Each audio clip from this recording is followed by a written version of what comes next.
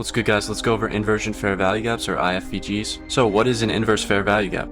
It's a concept in SMC or ICT trading representing a fair value gap where fair value was fully offered, but price did not respect it as a level of support and traded past it. This fair value gap then becomes quote-unquote inversed and used as a level of support in the opposite direction it was originally intended to. So how do you identify inverse fair value gaps?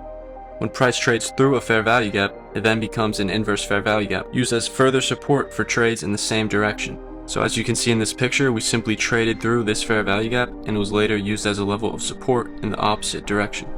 So why are they important and how to trade with them? The creation of an inverse fair value gap implies price wants to continue in the direction past the fair value gap it disrespected, helping smart money traders identify bias in the market. The inverse fair value gap then provides a quick entry to follow this bias. So this is my take on these guys.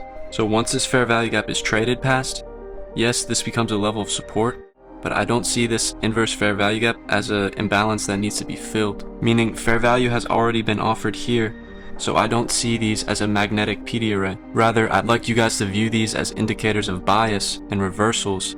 So if we trade past this and we don't respect this fair value gap at all, it can be an indication of a bearish reversal. So yes, they become levels of support that you can take trades off of, but how I really want you guys to see them is indicators of narrative. So there's two main examples here, and I want you guys to try and find them first before I show you. So pause the video and try and find them. So I'm seeing one here, and I'm seeing one here.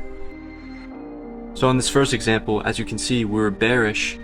We came up to this fair value gap we left, and we fully offered fair value. We went up some more, and then we came back down and used it as a level of support to flip our narrative to bullish. Now we have a bearish one here.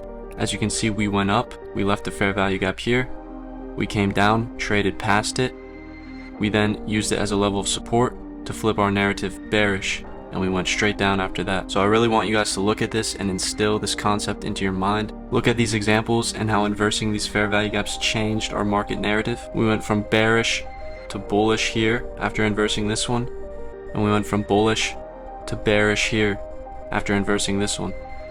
So yeah guys, in conclusion, they're super simple, just a fair value gap that's getting inversed, but they're really powerful, potent indicators of market bias. So whenever you're in trades or watching for intraday bias, always look for these to happen. Always take these into account and never underestimate them, especially when multiple are taking place consecutively. If you guys want to go further into this stuff, we have a model on it. It's all in our Discord, and thank you guys. We'll see you next time. Yeah, hello.